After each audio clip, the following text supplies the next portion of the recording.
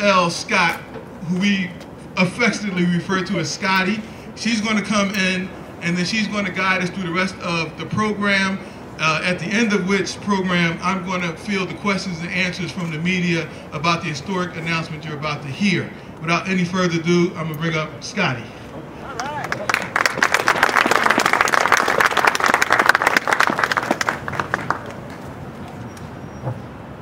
Good morning, everyone. Good morning.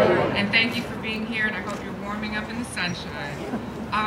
The first order of business is we'd like to call Mr. Ralph Perkins, who is the Vice President at the Sullivan Foundation and works very closely with OIC of America, and he's going to lead us in a moment of prayer. Thank you very much, Scotty. A long time ago, a great man stood up here and he roared. And the lion roars today right here. Let's give him a moment of silence. 30 seconds, please.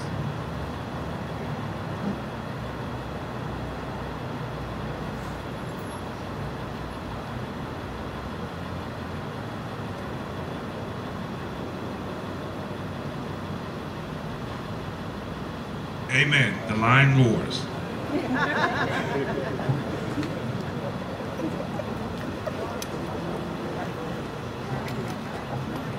The agenda for the rest of our press conference will be as follows. First, Mr. Howard Sullivan, President and CEO of OIC of America, Dr. Bernard Watson of the Wharton School, Mr. H. Art Taylor, Chairman of the Board of OICs of America, Stanley Green, the National Director of the Entrepreneurial Mindset Initiative, and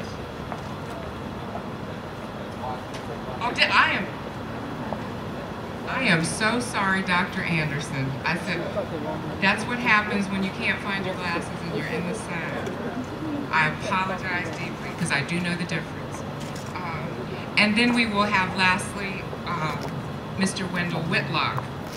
So I'd like to bring up Mr. Howard Sullivan, President and CEO of OIC of America.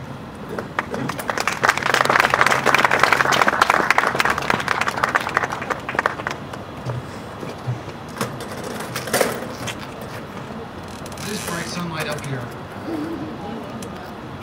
Good morning, everyone. Good morning. I would like to take a moment first to have a moment of silence for the people of Japan in this horrific tsunami that killed many and destroyed untold property. Let's take a few seconds.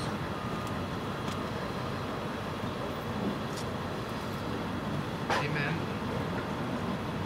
I want to welcome you to Sullivan Progress Plaza on this beautiful day to participate in the launch of OIC of America's Bold New Initiative. First, I want to talk about the plaza, though. This plaza here holds a lot of memories for me, and I'm sure it holds memories for you. As a 10-year-old, I played on the construction grounds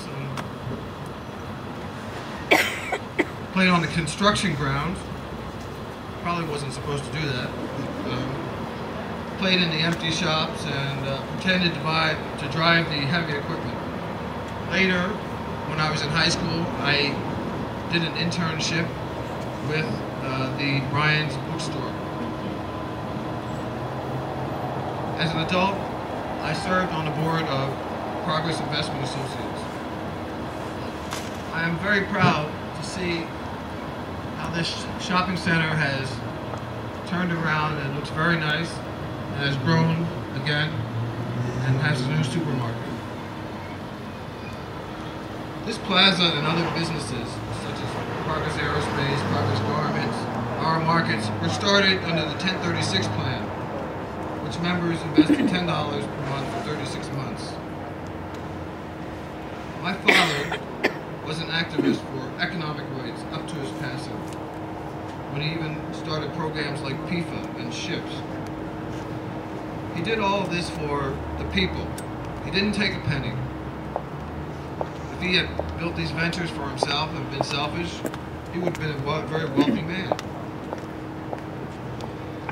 As the 10th anniversary of his passing approaches next month, I want each of you to reflect on your relationship with him and how much he did for the people of Philadelphia, the USA, Africa, and other corners of the world. Now, OIC. OIC is the largest movement started by Reverend Sullivan. Founded in 1964 in Philadelphia at 19th and Oxford Street, which is just down there.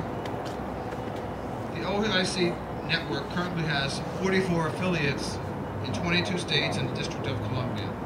Each affiliate is independently incorporated and managed by its own board of directors and staff. OIC of America is the national headquarters of the OIC movement. OIC-A develops and provides technical assistance to affiliates, manages multi-affiliate programs also. In addition, we run demonstration programs. We have programs such as 2 alternative schools here in Philadelphia, a healthy marriage initiative, a green jobs program, and the latest program, a strengthening communities fund program, and the latest one is a teenage pregnancy prevention program. In Bill Brother Bill, which my father wrote in 1969, we find his writings on entrepreneurship. As I see the national development picture, 100,000 medium and large businesses and ventures under black management and with a majority of black corporate involvement must be established by the year 2000.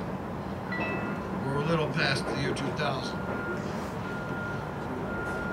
He goes on to say, within the next 5 years, our National Progress Economic Development School will be capable of training up to 1,000 managers for this type of massive undertaking. It is my hope and anticipation that other institutions of the same kind will be created to help the management leadership necessary. And so, you see, back in 1969, my father was talking about one of the things that he wanted to do in the future here. And you will be hearing about this program following me, Mr. Art Taylor. Oh.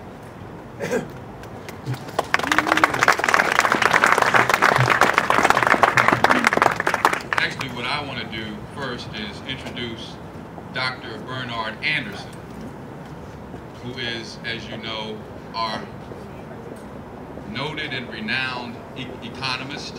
Whenever we need information about what's going on in the economy, we call Bernie. And as you know, he spent most of his career at the Wharton School, and he has also been a great son of OIC. Bernie, would you come up and just lay the context for what we're about to do here from the standpoint of our economy? Thank you.